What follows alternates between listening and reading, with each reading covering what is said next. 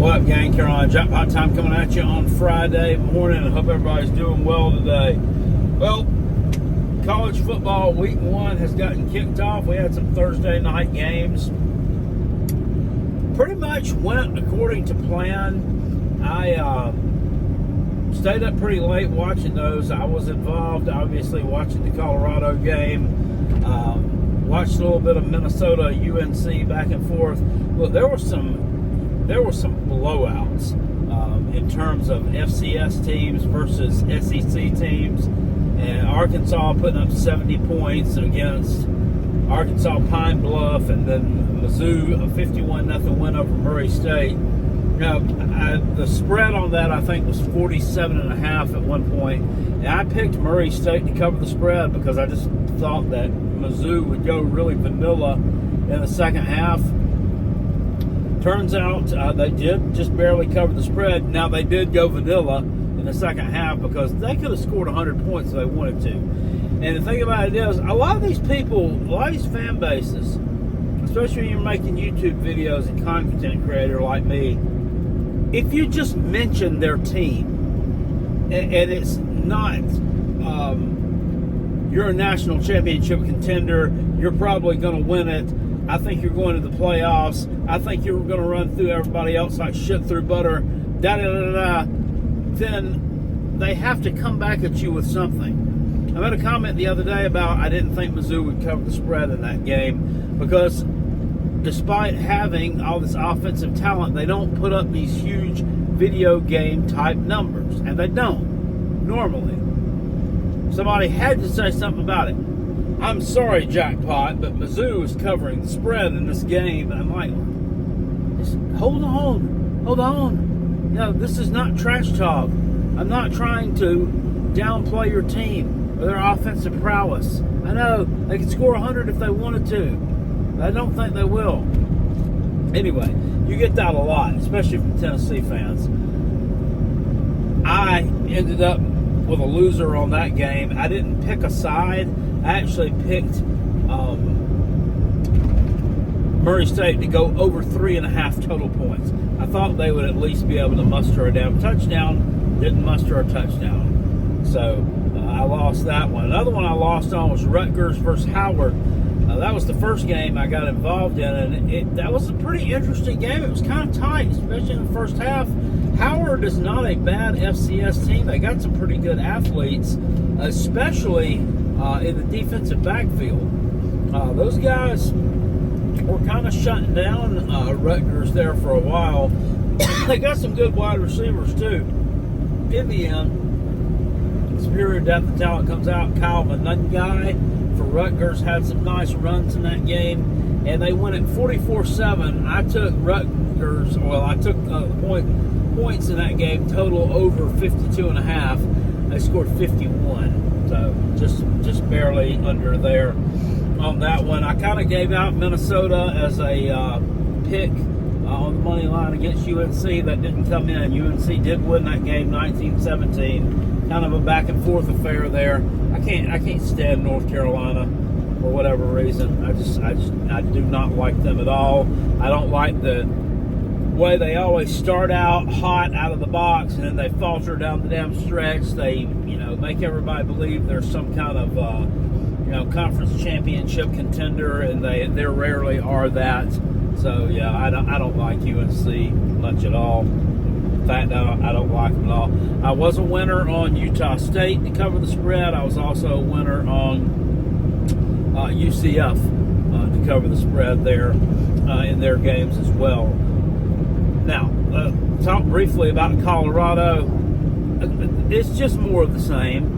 It's more of the same old flashy circus sideshow act that's just very unorganized team. There seems to be a lot of individuals on that team. And I think anybody would agree with me. Now, Travis Hunter is probably the best football player in the country. Pound for pound, it can do anything on the field.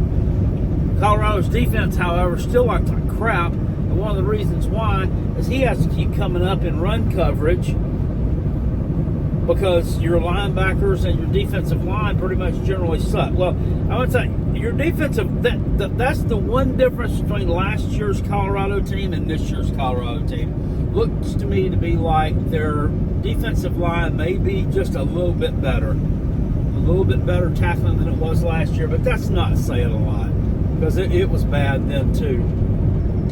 Your offensive line is terrible. The only reason that you looked successful on offense is because Shedeur Sanders is an elite talent, has an elite arm, and your wide receivers were just able to do that. They were able to get wide ass open because North Dakota State's back end is not good. It's hot dog water. In fact, North Dakota State, when they built their FCS legacy of all these championships, they didn't build it on defense. It was built on offense. They looked really poor there, just running wide open. That Jimmy Horn guy would get open, and I mean, there was no one within 10 yards of this guy when he would catch the football. And then when Colorado would get reception and get out in space, kind of like a slant route or something, you know, it was just like one move. It was very easy to make the North Dakota State defensive backs miss. There was a lot of missed tackles. So, more of the same. The offensive line can't block for shit. You have no running game. And you have to be balanced to be a decent football team. You just do. I mean, Shedeur Sanders, I think he took a couple of sacks last night. He's going to take a lot of sacks against teams like Kansas, Kansas State, UCF, Arizona. I'm just naming off Utah. I'm just naming off good Big 12 teams. I'm not even sure that you can play all of those. But hell, I think even Texas Tech, like West Virginia, if you're playing these teams, they're gonna pound you into the sand.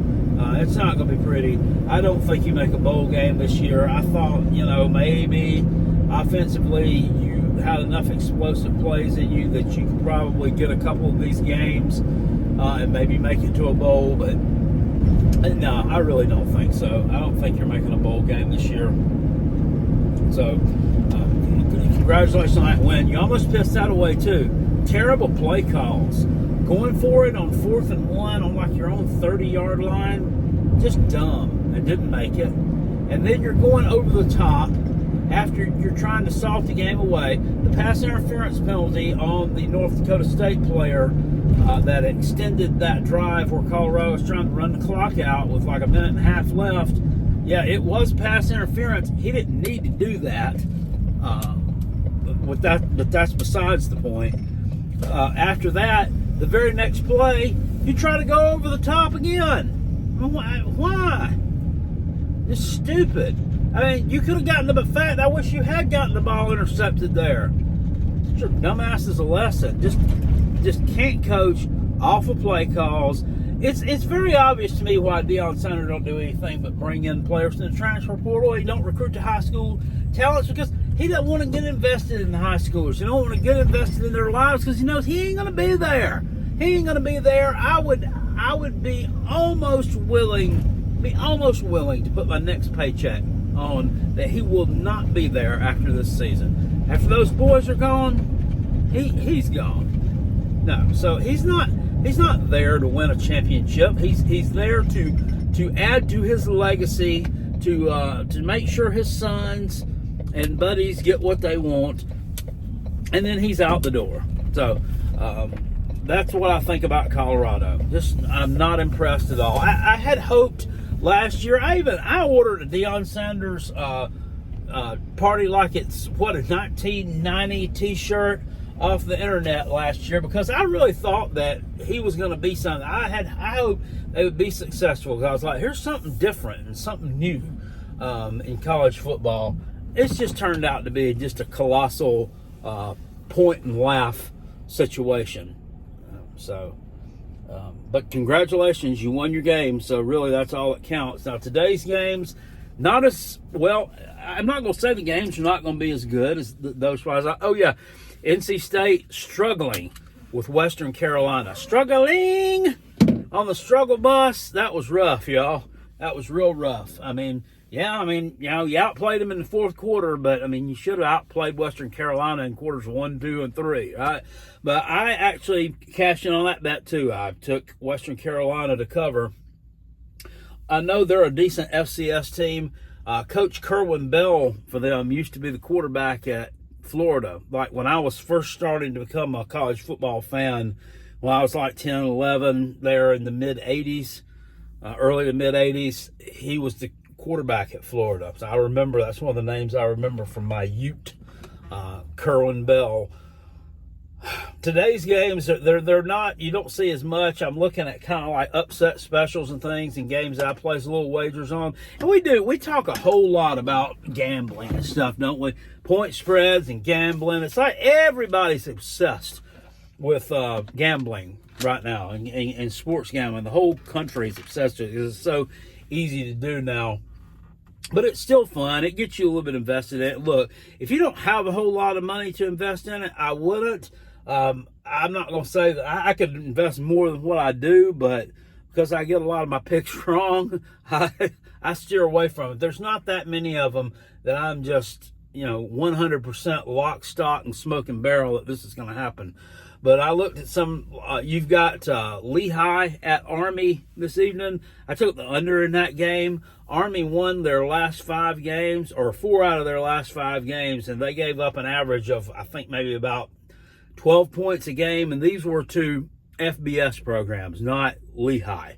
And then Lehigh gave up a decent amount of points. However, they're not going to give up a ton of points to Army because Army just doesn't score high. So I took the under in that game. I think it's a 46-47. Take the under there. I took Stanford. That's my money line sprinkle today. I took Stanford to upset TCU at home. Second year under Coach Troy Taylor. I think the improvements may have been made there to pull this game out. It's kind of a weird trip for TCU. I think that they may, and I know it's a long shot, but so I didn't put a whole lot of my funding into that. But I took that on the money line. Just trying to think if I did anything else today. I don't think so. You got Temple taking on Oklahoma. Just another total freaking mismatch. Lord, who else? I don't know. Oh, Duke and Elon. That's another one. I didn't bet it, but if you wanted to take another one in terms of on the money line, not the money line, in terms of the spread, I might look at that one. Elon got beat last year by 20 by Wake Forest. That's a 33-point underdog. They're a pretty good FCS team. They're not great. They're not horrible. They're not Murray State or Arkansas Pine Bluff, teams that just absolutely looked awful yesterday. Looked like high school teams out there competing against SEC teams. It was bad. That's one that I would look at there. I think they could keep that game close against Duke for a while. So anyway, let me know what you guys think down in the comment section below, and I'll talk to y'all later. Appreciate it. Poosh, and I'm out. Go Gamecocks. Oh, by the way, speaking of Gamecocks, live stream tomorrow, 4 p.m. Be here, Carolina Jackpot Channel. Gamecocks versus Old Dominion. See ya. I'm out.